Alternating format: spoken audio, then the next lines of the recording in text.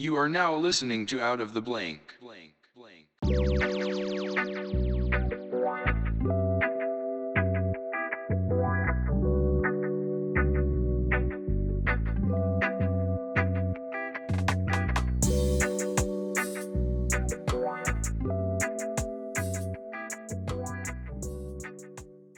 Welcome to another episode of Out of the Blank podcast. I'm here with Scott Thieman. Hello. Scott, tell me a little bit about yourself and what do you do professionally? Well, as a former athletic director, recreational specialist for the Navy, had to retire from that due to some physical maladies, and now I do hospice care, and I go to school for masters in divinity so that I can become a chaplain. Um, for hospice. And then on the side, I do a little bit of the cigar sommelier, scotch recommendations, that kind of thing. Now, what exactly Coffee too. Yeah, coffee. what exactly in hospice are we talking about here? Like, can you explain that a little bit? Hospice is really kind of gets a bad name, but it's palliative care. It's just making that, death is part of life. And it's just to help ease that transition from this life to the next. So every single day you're dealing with people that are basically on their way out. Yeah, pretty much. Does that get a Uh, little bit draining? I mean, how do you stay in a positive headspace when you're just dealing with I do. I have a very regimented day. I do a reading in the morning. Usually, I'll read some from the Bible. I also read a lot of philosophy, like Seneca, Aurelius, Plato, Aristotle, Plutarchus, Cicero. Um, Smoke cigars, they help quite a bit. Yeah. It seems like, I mean, I've been to a few retirement homes to help out, usually when I was in school for my service learning. And it was always strange because to see just how a lot of people, when they go there, but to go to a place where they know they're probably not leaving, it really sticks into your head and it makes you want to spend time with them a little bit more. I found that as I was spending more time in these areas and being able to kind of deal with or just be able to talk to these people, I've been able to kind of gain wisdom and knowledge and stories. So, like, when you're going to a place basically where you know it's you're not basically coming out, you certainly first of all want to spend more time with people that you know are in this area or this place in general, and you get to hear a bunch of different stories. I found that with every person I talked to, they gave me more wisdom and more knowledge only on the basis of the life that they've experienced. Well, exactly. I mean, that's part of it. Some people don't want to talk at all. Some people just want to have somebody just there and recognize that they're, still here. You probably come across a multitude of stories every single day. What's one story that's really stuck in your head just from the amount of work that you do? Uh, I think the ones that I enjoy the most are the vets. They seem to be the most interesting to me because my father was a Vietnam veteran, and we're possibly looking at him being in hospice at some point here. And basically, I'm doing palliative care for him and my mother at this point. Now, when we say that you've kind of connected in that way, just with kind of your father being involved in the war in general, what types of things have they really said that's kind of stuck into your mind? I mean, I can give you a Well, the I can tell you that my father, when he came home, the American people treated him like shit. what? They did. They didn't. They did not recognize the vets. They looked down on them as traitors. The country was very divided at that time. My father was embarrassed to even wear his uniform. Um, and he had really bad PTSD. They didn't really know that word back then, but he did. And the only way he was able to deal with it was by drinking.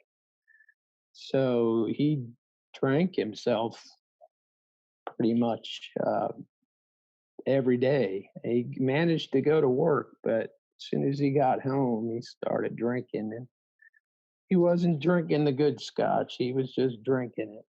Yeah, I anything to know really null the pain, I guess. I mean, uh, exactly. I can't, and I don't really blame him for it. It was hard as a family. I mean, we've been affected by it our entire lives.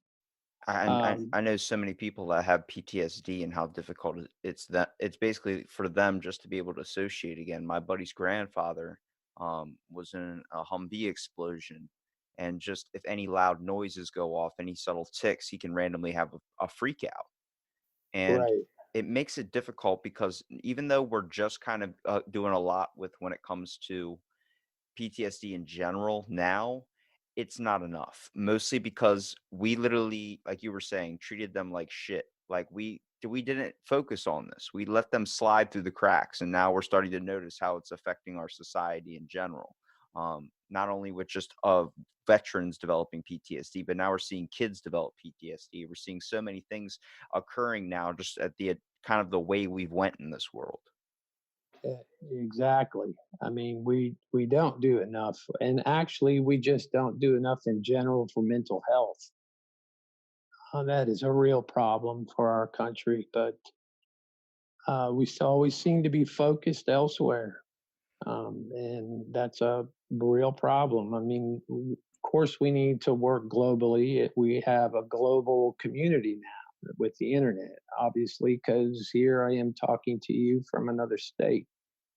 Yeah, but Um, mental but health, like you were saying, though, I'm a big advocate because I've taken a few psychology classes and I started to notice that there was this shift in the way we've been communicating as people. I've talked about it a lot of times, but it scares me for the future. I mean, I'm only in my 20s, but just to see all the ages that are developing now, I mean, they're growing up around something that we've really never, at least I barely got a grasp of when I was little, and you probably haven't seen when you were little. We're in a whole world shift right now. Um, it's kind of scary to what's going to be in the future because you're starting to see accounts of kids that are 8 years old, 12 years old, developing types of anxiety and forms of depression only on the basis of how much information is at their fingertips 24/7. well, yeah, but that really isn't a new thing. Um, just reading through Seneca's letters in Rome, they had he talks a lot about those ailments, and they don't call it those words, but they had those issues, same issues that we have now. So it's not really a new thing. I think it's new for some of the younger people. It was prevalent though, is what I'm saying now is Right. it seems like it's Yeah. becoming more popular now hitting people at younger ages. I mean, obviously Yes. when you get older, Yes. you'll hear stories, or if you read any type of Greek folklore or accounts through history, you hear about people when they get older, they start going insane, such as developing Alzheimer's, which we know now. And but you never saw it in kids. You never saw severe depression. You always heard about if a kid was in a story, they'd be exploring the curiosity side and going down, but they never seemed to be battling a mental affliction. And in very rare cases, there was. But the number or percentage of kids from back, maybe way back in the day, to where it is at now, there's a higher percentage of people developing anxiety disorders and all these types of things that now we're just starting to really kind of focus on. Yeah, I can see that. I mean, and it is partly due to the internet and just the feeling of having to go faster. When I was growing up, we didn't have a computer uh, in the house for the most part. I mean, the first thing I can remember when I was a teenager, we had the 2600, Atari 2600.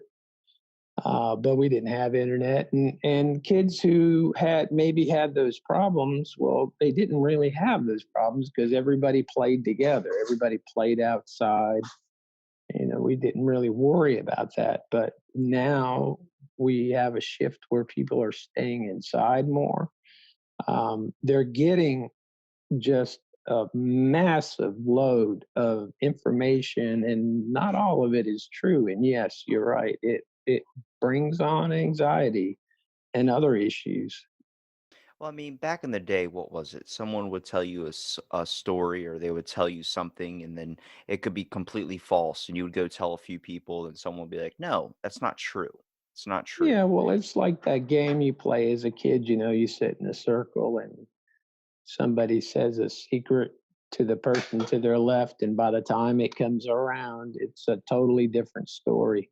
Yeah, but that was simple, basic stuff that wouldn't really affect your life completely much. If someone told you like, "Hey, did you know if you if you spin around 3 times and jump up and down and call yourself an idiot or whatever, then next thing you know, bam, this will happen." That was very Not simple. But now where we're at, where someone creates a blog or puts something up on the internet and people read it and they think it's facts. You have little kids that are 12, 10 years old, 13 years old that are reading this information and going around spouting about it, and it creates a problem.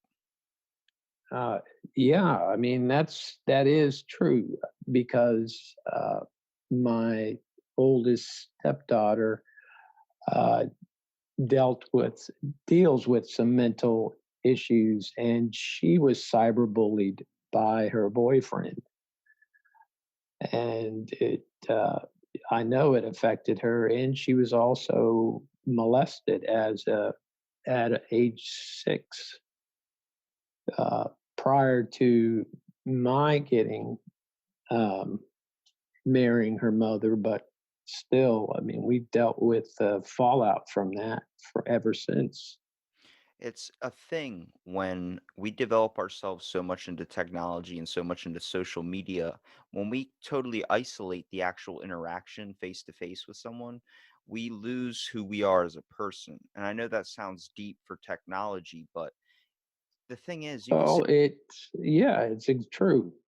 And the fact is, it's not going to really impact your life that you said that to that person. If you type something in on the internet like this guy is a jackass or something, then it's completely different if you were to say that to that person. It would have a lot more of effect on you as a person because you would actually have to mean those words. You would have to have that feeling of hatred. You would have to have this. When you say it on a screen, you don't have to feel any of that. You can just type it in, and then you feel like there's no replications to it. But sadly, they say sticks and stones might break my bones, but words may never hurt me. We're in an era now where those words get spread around all over, and it seems like it's never going to come down. I mean, the internet is forever. And Yeah, I mean, the blog that I had from 20 years ago is still on Wayback Machine. So, yeah, it's there forever. You post something there, it's there. I don't care if you erase it off of your side, it's there, and it hurts. It hurts people very much. And I see the same thing, when people are in their cars now. 20 years ago, I don't remember people being nearly as rude, but you're in your car, you've got your phone, they're still, texting. They're not supposed to, but they're doing it anyways. And it's every person for themselves. And it just translates over to the internet. I can tell you an example that happened today. I was driving through my small community, and a dude was on his bike, and you could tell like he was probably like all like an Instagram type guy. Like if you saw him, you're like, oh, this guy probably posts multiple times a day. He's all about social media, and he was riding his bike and he cut in front of the area of the bridge. So there's him in front of me on the bike, and then there's a car in front of him. But he cut right as soon as I was like getting up on this car, like the car was stopped. I was slowing down because we were waiting at a light. He didn't even look. He just went right out in front of me. And then I like honked so he knew I was there because I guess he just wasn't paying attention, didn't bother to look or anything. And he turns around, he's like, "What?" And like took the fight. And I opened up my door and I stood out and I said, "Dude, I could have hit you." Like in that tone, I was not angry. I was just like kind of freaked out. And he looks at me, he goes, "Yeah, I'm sorry." And then kept on going. I was like, yeah, see, if that was over like a, let's say if we take a scenario with somebody tweeting at somebody and you're like, "Dude, I was just saying something. You don't have to attack me for it." Then the person goes, "Yeah, well, you know what? You're a piece," and just keeps on going. See, the thing is, when you start getting that edgy confidence, what you can say behind a screen, when you get in front of somebody, it's completely different. You realize, "Oh shit, like this person can actually grab me." And you don't know if someone could be crazy. You don't know if someone could be suffering from something that could cause them to snap and hurt you. Yeah, that's why we need to love our neighbors as ourselves. Well, Um, how do we get people to that point though? See, I have a thought. I've started noticing a lot that even though technology is really increasing and we're seeing rise of mental kind of health in a way, we're starting to also notice the fact that a lot of old crafts are being brought back, such as wood carving, such as pipe smoking, such as cigars, such as all these different things. I think it's starting to usher people into another age where it's like, let's put the devices down and pick up on these lost forms of, I guess, art or relaxation. well, yeah, I mean, eventually your brain just shuts down and you need something to do that. I think it's good to be doing something with your hands. All those things you mentioned, I do. And I also do journaling and that type of thing to deal with stress issues. Yeah, it seems like when And so, I mean, yeah, you're around people that are dying all the time. It seems like it would make sense that you'd be interested into a lot of these forms of relaxation just to be able to recount or first of all release a lot of the stress that you probably feel on an everyday basis. well, yeah, it sometimes you have to kind of detach yourself, but that's not always easy. So yeah, I have to come home and I'm gotta be able to leave that behind me so that I can be there for my family. And a pipe is a real meditative type of activity for me. It's something that I like to do primarily alone. My cigars, I enjoy smoking with other people. Although I will smoke them at home, especially if I'm doing tastings or that kind of thing, because I don't want to have the smoke mixed. But it just helps with that. Now, how exactly is it your form of meditation? Explain it from your own kind of personal experience with it, because I feel like it's we're living. Well, It's just always seen as e- stigmatized as something like you have to be a sign of every wealth. yeah, but it's not anymore. I mean, that is a misconception. You can buy very good cigars, handmade cigars for $4 or $5, and they're good. Or you can wait till the weekend, and save up and buy a $10 cigar and get 2 hours out of that. That you will develop friendships from that will last a lifetime. So yeah, that's something that I think people still look at from an I think that's mainly older people looking at that because the younger people are seeing it, as you said, like new craft or bringing back the home. The Finnish people have a word for that, and I just cannot remember what it is, but it's just a way of living uh, to comfort. Just like you were saying, a social kind of thing as well. This is where we see a lot of people develop podcasts and people develop a lot of things like going out to a bar, planning an event, just to be able to hang out with their friends again. With this area of connectivity, how we kind of rely on our relationships through social media and things now, being able to connect with someone because we don't feel like going over their house. The weirdest thing about a cigar or pipe smoking in general is the idea that it honestly brings people closer together. I feel like Oh, that definitely does. the one experience I had with a cigar, I had graduated college and my cousin was like, dude, we got to smoke a cigar just for graduation to celebrate. So we ended up doing it 6 months after I graduated. We go to a cigar shop, and I was completely just overwhelmed by the amount of cigars that were in a cigar bar. I was like, holy shit! Like, I'm not a big tobacco smoker. I was like, is there anything to make it not taste like tobacco? And the woman's just looking at me. She's like, is this your first time smoking a cigar? I was like, it is my first time. She's like, I'm gonna pick you out a good one. She's like asking me what flavor, if I want a flavor or something, or what's my range of price, what's all these types of things. I'm like, I don't know. What's one that makes me look like fucking Al Capone or something? I want to be badass if I'm gonna smoke it. And she was like, okay. And she picked me out one, and then my cousin picked out his own. The weirdest thing about it was I thought it was going to be like just like if you smoked a cigarette where you can just take a quick puff, you can, walk it off, you'd be able to talk and do it. But the fact was, when you started smoking it, it was a full on fucking task. Like, you had to actually, you know, You have to plan for it. Smoking a handcrafted cigar or smoking a pipe, packing it, lighting it, stoking it. You have to plan for it. You have to know how much time you have. Uh, you do not inhale it. yeah, I wish someone would have told me that one. Holy shit. Yeah, yeah, you will choke on a cigar. I was coughing my ass off. My cousin's like, "You okay?" I'm like, "This, I can't breathe." He's like, "Are you inhaling it?" I'm like, "Yeah." He's like, "You're not supposed to do that." I'm like, "Dude, you're in your 30s. This is my first cigar. I'm way younger than you. You could have gave me that advice before I almost felt like I was dying." I'm sorry. That's Well, I mean, I feel for you though, because usually that's part of what a cigar sommelier does, is to kind of help a new person like you uh, understand some of that. How do you smoke a cigar? How do you select one? What are you looking for? Price range is one of them. Taste is another one of them.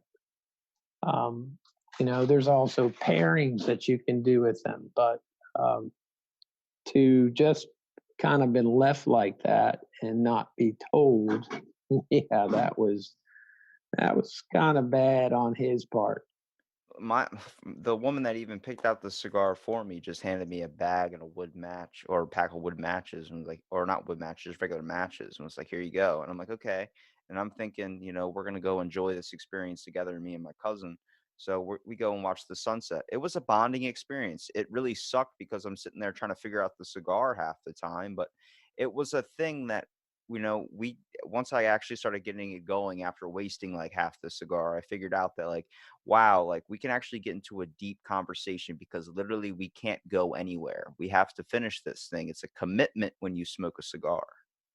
I have to come back outside because I've committed myself to my father. So That's all right. Well, I understand that. it You can you smoke a you cigar, man.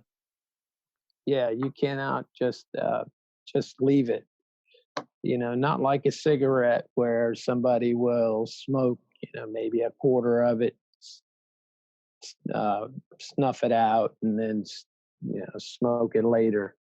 A cigar, you either smoke it till you're done or you throw it away because it's not going to stay.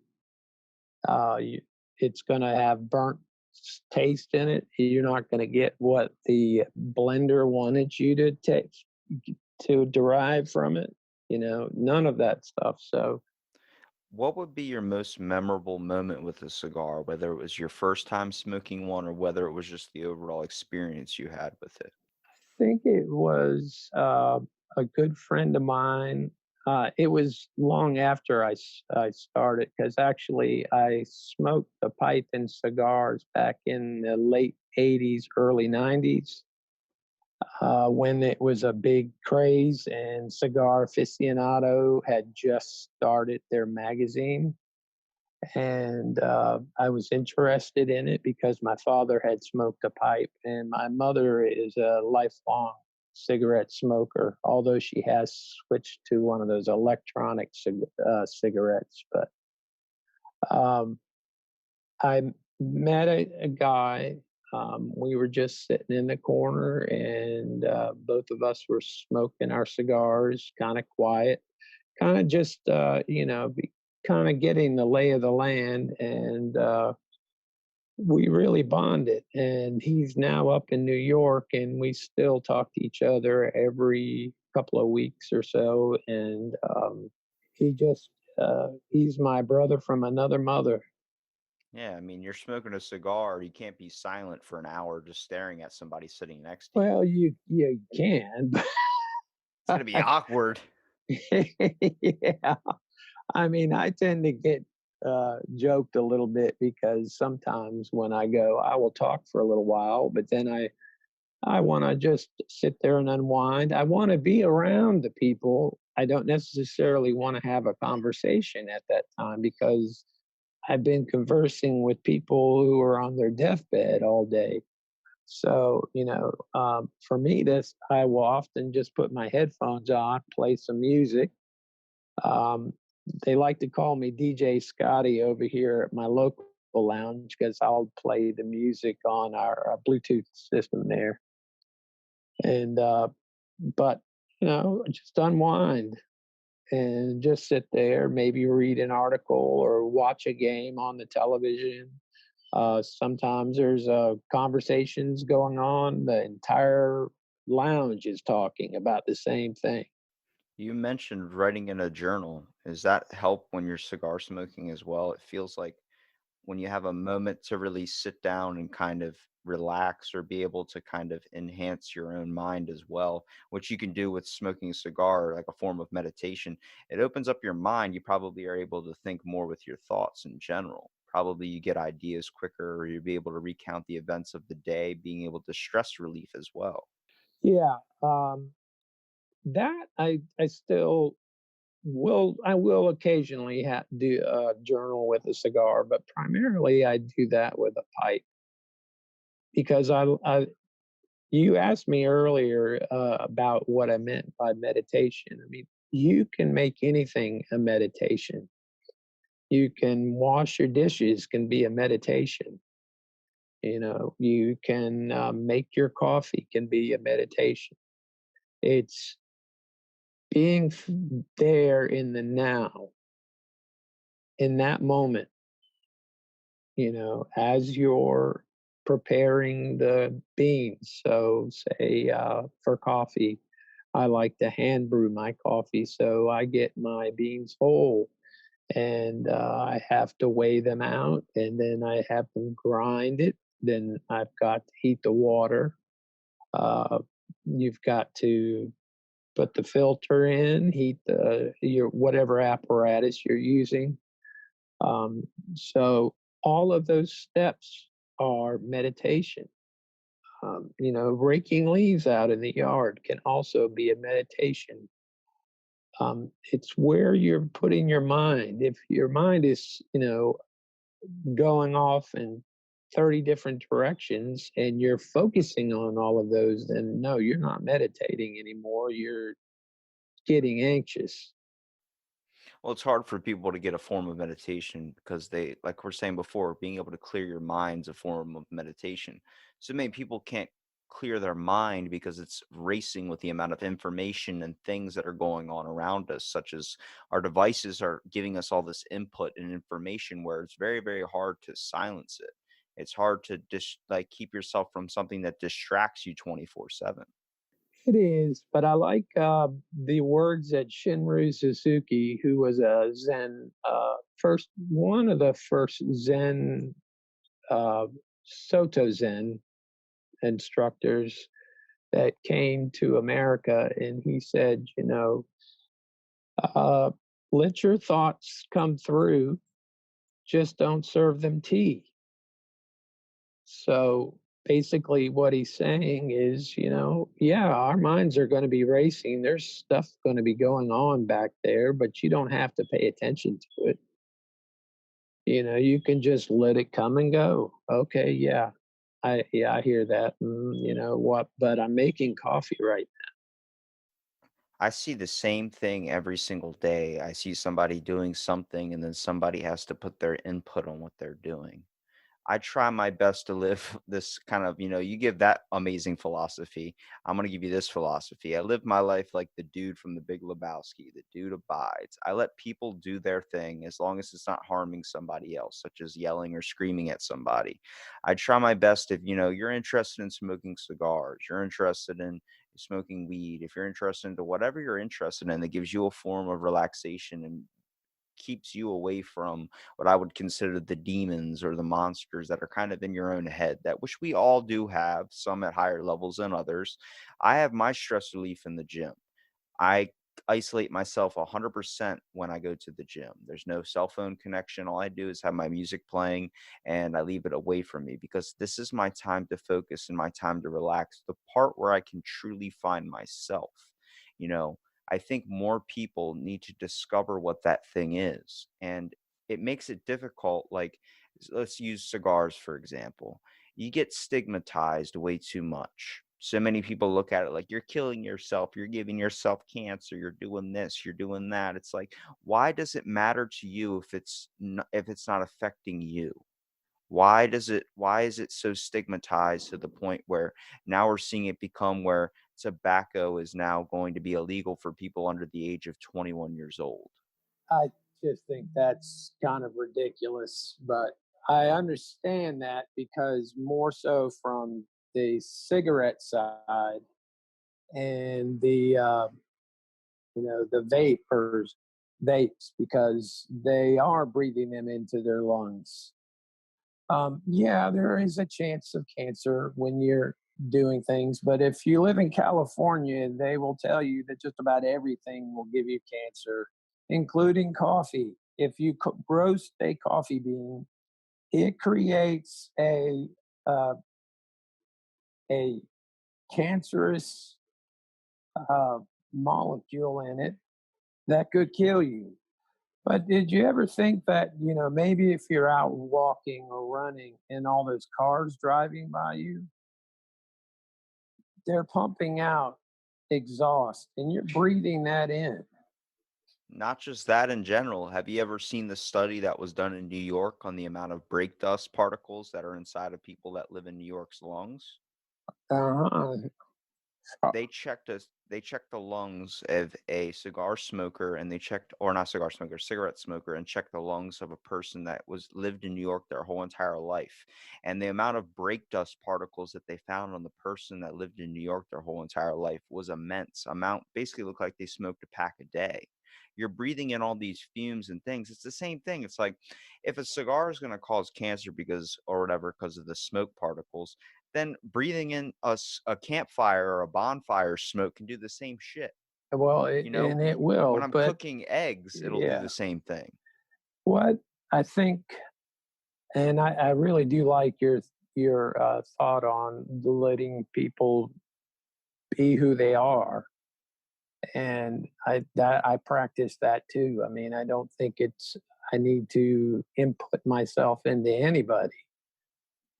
If they want to come and talk to me, or we have something, or just to say hello, of course, I love that. But I just lost my train of thought because this cigar is so good. There you go.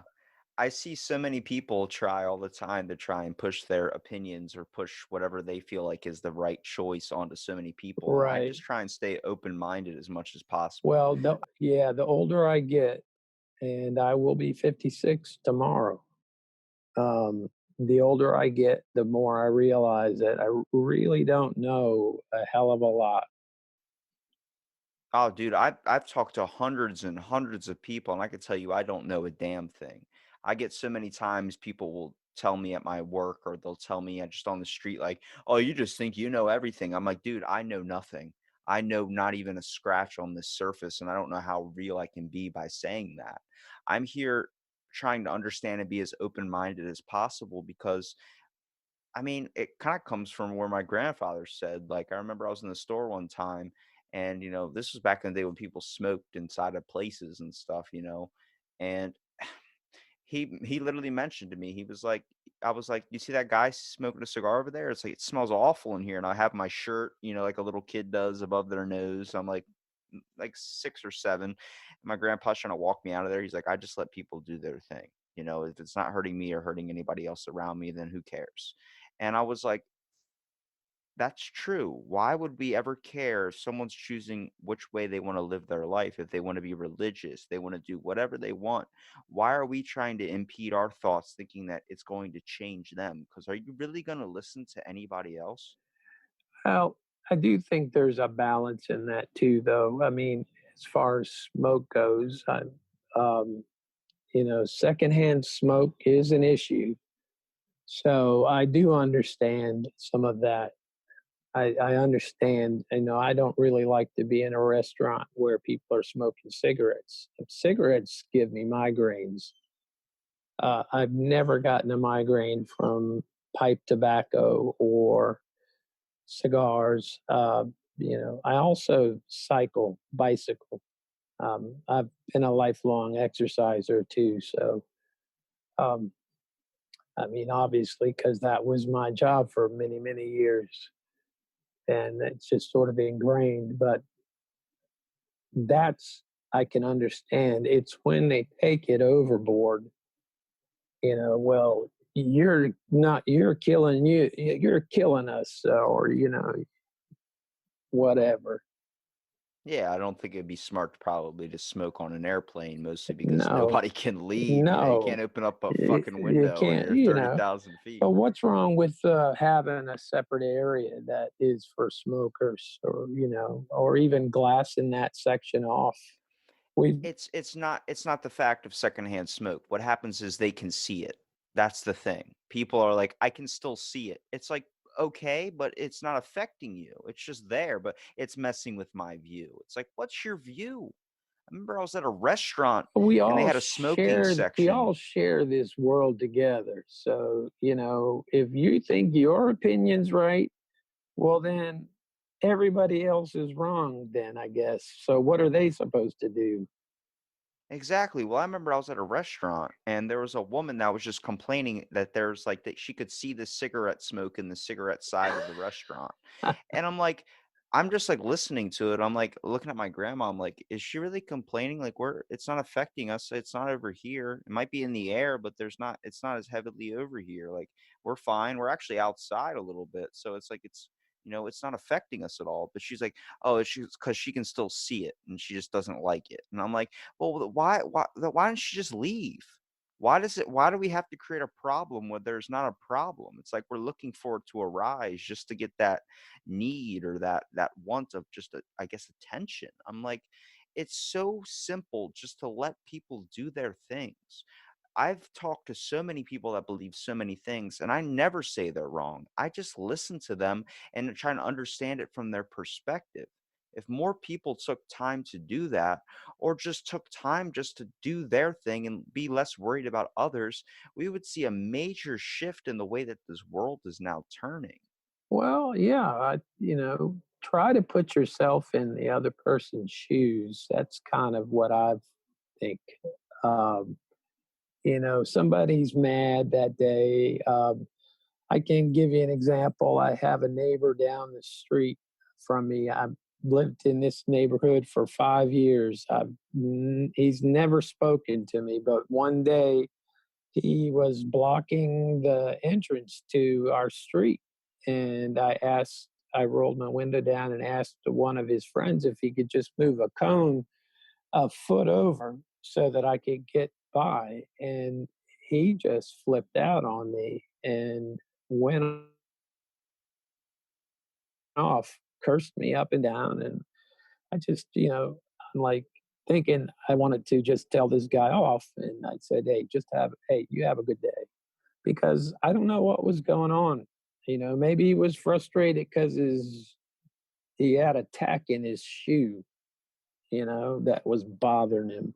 Or maybe his Maybe he what got his car towed. right. Maybe he got Maybe something that maybe his happened. wife had just yelled at him, or something, bad's happened to his family. I don't know.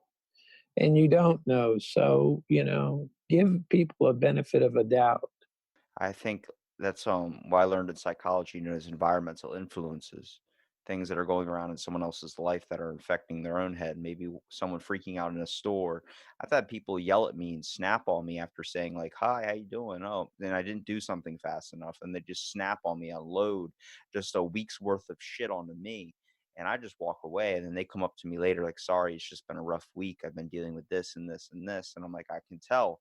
But I think as people, we need to look at pushing our frustration and pressure that we experience in a better form, such as like smoking a cigar, for example. Okay, that's just one of many Yeah, examples. Hold well, I on. mean, I think exercise is a good thing, but exercise too can I'm be just saying, yeah, for example, we're going yeah. to use a cigar. So, for example, I'm saying if you smoke a cigar, you're able to sit there and recount every single thing that happened throughout your day, any problems that you're facing in the future, and any problems that you're experiencing at the Well, moment. that depends on what you want to have in your mind. And sometimes I just leave mine empty.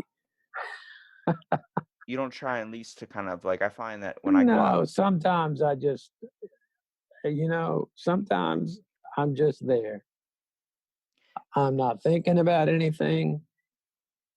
I'm not wondering about something. I mean, those things are back there, more like an but escape kind of. yeah, I mean, exactly. I mean, that's why you go and have a cigar, maybe have those conversations, that you wouldn't normally have, about something that you've never even done, just to hear. I like to hear other people talk. I mean, I'm not a huge talker, really.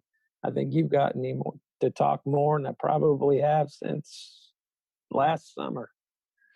I guess I can relate to that a little bit with the fitness aspect. When I go to the gym, I don't ever think about the problems that are going on in my day, but I find that when I get done doing a workout or something, I'm much more able to handle and think clearer on a situation. Yeah, I can very well see that. That's why I like to bicycle. I've got my bike has thousands and thousands of miles on it. I've had it rebuilt several times. I used to prior to some injuries, and like I said, I'd gotten sick. In fact, I'd gotten so sick that I actually died, and I have 3 days missing in my life. But um, it can relax me, and it can, give me a chance to just let my mind clear and focus on what I'm doing.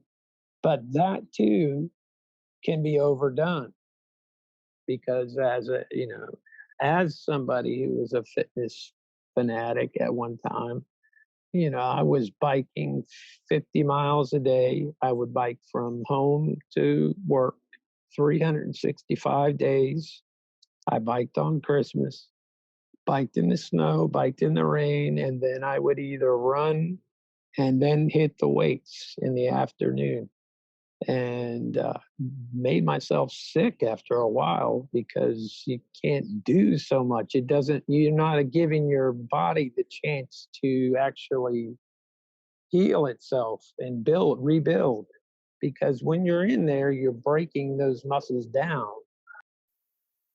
Now, you brought up that you died. You have to go back to that because that's just not something I can gloss over. Well, uh, yeah, I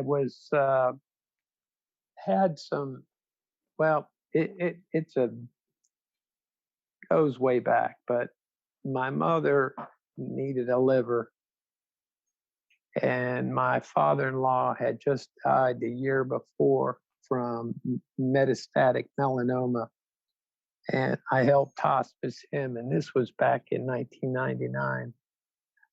And at that time, um, my mother was close to dying too, and my boss at the time had seen a newspaper article that talked about living donors and that they did them up at MCV, which is the medical school up in Richmond here in Virginia. So I did that. I gave my mother 60% of my liver. Um, she's still alive 20 years later, but it did affect me. It changed my metabolism. It changed the way that I process medications and things like that. Certain So sugars as well. yeah, so I had developed, um, I have, I had a knee that I busted up, had 6 surgeries on it. I finally had it replaced when I was 42. So I had a lot of pain issues just from that. So they had put me on narcotics because, narcotics are the magic bullet for everything. Uh, Needless to say, you can only take so much of that. And I had a doctor that was giving me too much. And I had central sleep apnea. And apparently, I was also allergic to aspirin, which I'd been taking a baby aspirin for years for your heart. Um, so I And just, transferring that liver over to your mother actually kind of weakened your body in a way to where it was starting to notice all these things that you shouldn't have been taking or kind of were experiencing. right. So I cannot tolerate certain things like narcotics. I can tolerate short release, quick release, because one of the effects that I got from that is that I'm very susceptible to pancreatitis and hepatitis, and it's not from drinking or anything like that. It's just from the way that my liver processes. So if I eat too much fatty foods, I can guarantee you that I will probably have pancreatitis within a few weeks, which is extremely painful. So yeah. Doesn't this playing at all into your mind the fact that you're smoking cigars kind of in a way? Seems like it might lower your health risk. It seems like when people get to a vulnerable state, especially one like yourself, with just the overall, like you're working at way less capacity with your liver, that overall affects your whole body metabolism, that you'd be more worried about your health. Like no coffee, any of that. Gonna die of something anyways. I love that. Thank you for saying that. Holy shit. I mean, as soon as you're born, you're you're heading towards death. I mean, I'm very big on living in the moment. I like the motto "Momente Mori," which is remember your death. You're gonna die. Carpe diem, seize the day. You know, make the best of every moment of every day like it's your last. So it's important for me to make sure that I'm doing something every day that maybe makes a difference. I don't know. I hope it does. How often do you ever change it up? I feel like as people, or where we're seeing a lot of people now, where depression starts to arise, is when we get very, very stuck in a routine that we're not able to change. Change things up all the time. I have so many interests. I could have 10 of me and still not cover them all. So, So would you say the best thing is kind of staying busy, but not a form of busy like work, more like a busy, like doing things that you enjoy doing? well, yeah, I think that's part of it. I enjoy reading. I read I usually am in 3 or 4 different books at a time. Um, I usually will be reading at least one philosophy book, uh, maybe a biography. Right now, I mentioned Seneca only because I've been reading his letters. I read a letter a night, and I've been reading Marco Polo's travels, which is very interesting. I finished The Great Gatsby again, which I had read in high school. Um, and I read graphic novels too because they're just, you don't have to think too hard with them. What would you suggest to anyone that's looking for a hobby or maybe looking into cigar smoking in general or even pipe smoking, just to try and find a way out of this life that seems like it's getting a little bit too much at times? Oh, find the place that makes you happy. Cigars don't necessarily have to be that thing, or the pipe doesn't have to be that thing. Do you like to crochet? Crochet. My youngest daughter, she's a lot like me in the way that she has a lot of interests. So, um, right now she's in there baking a pie for me for my birthday tomorrow. Um, but she also plays the violin. She likes to learn new things. She's part of the internet generation, obviously. So she does a lot of her study and get her information through YouTube, which is actually a great way of learning. Yeah, there's so much information on there. You can look up a video of anything. My car died in my driveway, and I tried to look up the signs of what was wrong with it, and a dude did a YouTube video on it, and I fixed it. Oh man, you don't know how many times I have watched YouTube how to fix something so that I could get it taken care of. I mean, I changed out a couple transformers in our heat pumps, and I did it through one of the YouTube videos. I probably should have YouTubed how to properly smoke a cigar. They have them. There are quite a few I of them. bet you if you look up anything on YouTube, there's a video for it. There probably is. There's a Cigar Obsession is one of the guys that has great videos, and he will give you recommendations, and he has videos on how to smoke cigars. There's also several different guys that will teach you how to smoke a pipe if you're interested. And one of the cheapest ways to do that is to get yourself a corncob pipe because they're only a few dollars, and, and maybe a roofing nail as a packer, and some tobacco. And probably one of the best ones to start out with is Lane 1Q, which is kind of an aromatic. That's what most people that get into it will either start with a cigar that's been flavored. And I'm not talking about these black and milds, crap like that. I mean, they're legitimately hand rolled cigars. They're just flavored.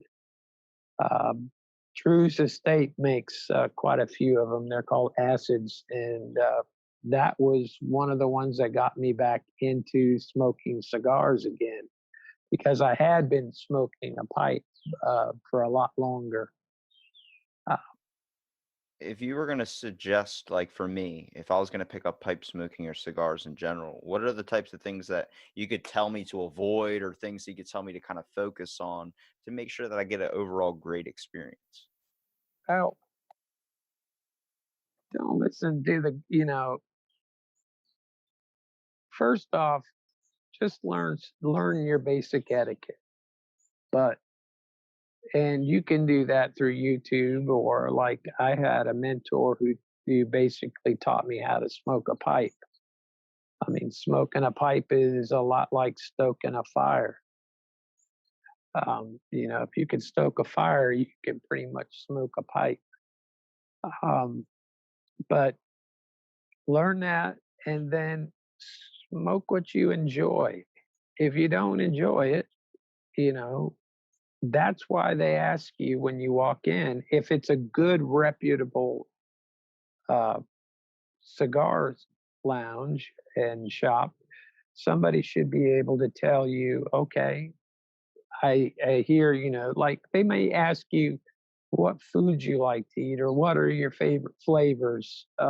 And, you know, from there, they can kind of get you pointed in the right direction as far as what cigar you might want to start out with. They run anywhere from very, very, very mild to very strong with a lot of nicotine in them. And those can knock you on your butt if you're not careful.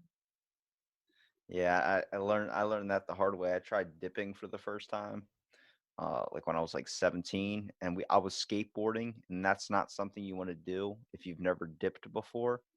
And I didn't real no one ever told me not to swallow or not to make sure you like get all of it out of your mouth. Yeah. So I ended up stopping, like I'm really lightheaded. And then my buddy's like, yeah, I'm lightheaded too. Let's just take a break. I went to the bathroom and I've never been in that amount of pain to the point where I think I've stayed away from dipping ever since. Well, I'll give you a tip for that to alleviate some of the nicotine effects. If you start feeling that something sweet, sugary, like a sugary drink or mint, or something that actually has sugar in it, will negate the effects of nicotine. So, I will keep some mints in my bag with me if because I don't uh, I'm not able to eat a lot because of the liver situation. So I don't usually eat until maybe one meal a day, maybe two small ones, and so I don't have anything in my stomach except coffee, uh, or maybe scotch if it's really a good day. Or a really bad one, I'm guessing. Or a real bad one. No, I try not to drink on bad days. That's a bad habit to get into. I want those things to be celebratory, not I'm doing it because I'm stressed. If I'm stressed, then I need to do something healthy to deal with. And healthy would be like journaling, like maybe go for a walk, maybe take a hot shower, something like that. Yeah, finding a way to kind of recount and first of Yeah, all, yeah, relax from right, everyday stress. right. Don't use it as a vice because then it's no longer an enjoyment. It's a crutch, and you don't want that That's perfect advice. That's because perfect, Scott. I mean, that's literally like a lot of people look for something to get away from that. Like a lot of people start drinking to deal with depression. And it's like you're not fixing the situation, you're putting a band-aid on a scar. right. I mean, and my father, and I love him dearly, but he's an imperfect example. I mean, nobody took care of them when they came back from Vietnam, and he dealt with it the only way he knew how, which was with alcohol. He found that alcohol numbed the memories. He was a he we My family came from a German farming community out in Nebraska. I mean, he was one of those uh-ohs. He My grandparents had him in their 50s. So that was a big surprise.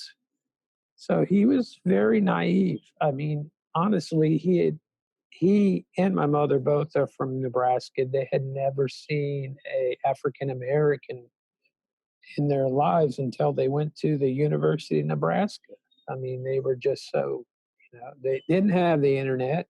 They had party lines, and I don't know, probably people don't know what those are, but the phone, actually, you would share a phone line with several of your neighbors, and your phone would you would have a ring. Ours was three shorts and a long, and that was yours. I mean, if you wanted to get the scoop, you would just pick up the phone and hear what your neighbors were talking about, you know, at the time. But he was very naive, so he got kind of dropped into a situation that he really wasn't prepared for.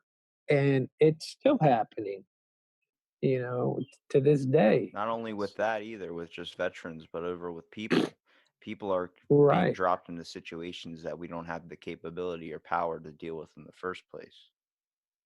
Really kind of makes you wonder about what's the future going to look like.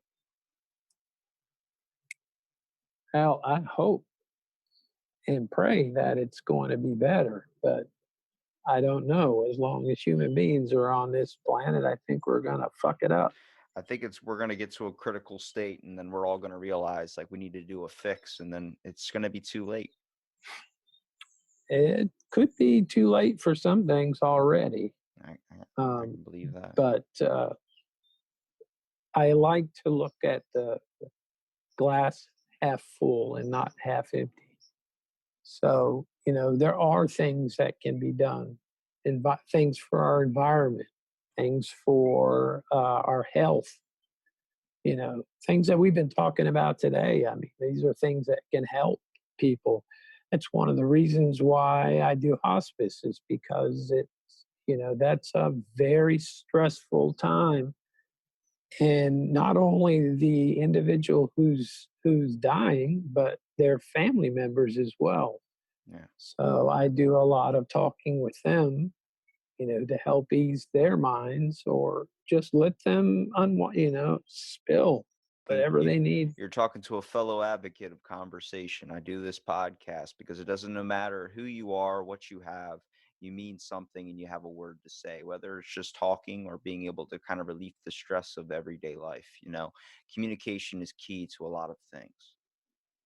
I think you hit on something there very much. Yeah. I mean, if we just were honest and just told, well, don't be too honest. I mean, you can get honest to the point of being rude. Yeah, trust me. I have an aunt that's Brazilian, and she says I always like to speak my mind, and I'm like, sometimes you should learn to not do that. Right. I mean, there is some common sense to that, but I mean, be nice. Yep. Do something nice.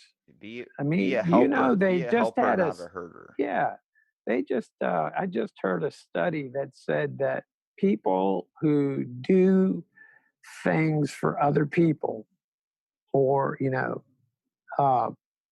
live longer. They've done a study on this, and they feel better about themselves. Yeah, you got to think, if you're creating a better environment or more positive environment, you're going to see more beneficial things to yourself than living a life of hatred and isolation.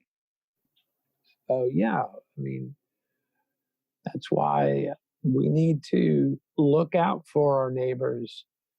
I think the Lord said it pretty good. I mean, love the Lord your God and love your neighbor as yourself. I mean, that's the ultimate goal, I think. Now, you don't have to believe in God if that's your thing. I mean, but you still should think something, and have something there that you hold, that anchors you, and then love the other people around you, even the people you don't necessarily like. Yep, find realness and be more positive, and then actually enjoy the moments as well. Yeah, I mean, we had a neighbor that when we first moved in, he was a World War II vet. I remember, named Mr. Brock, 99 years old. He died 6 months after we moved in. He would sit out on his porch, and I would go over and sit down with him while he ate his lunch every day and just chat, listen to his stories. He had wonderful stories about all kinds of things. You just never know who you have around you. You never know how much time you got left either. That's why I like your motto, living every day like it's your last. Exactly. Right. Well, Scott, I really appreciate you coming out and doing the podcast, man. It was awesome being able to talk to you. Well, I hope I hope I made some difference there, but I enjoyed talking to you. You seem like a really solid young man. I appreciate that, Scott. Is there anything you want to promote, or any type of page people want to, maybe follow you, Well, or just anything you want to promote out there in general? just take care of each other. If you're on Instagram, I have a gram, but you can link that. But I'm not really. I rather people find that because they're interested in it, not because I advertised it. And it's 100% understandable. And thank you so much for listening to this episode of Out of the Blank. Stay tuned for our next episode.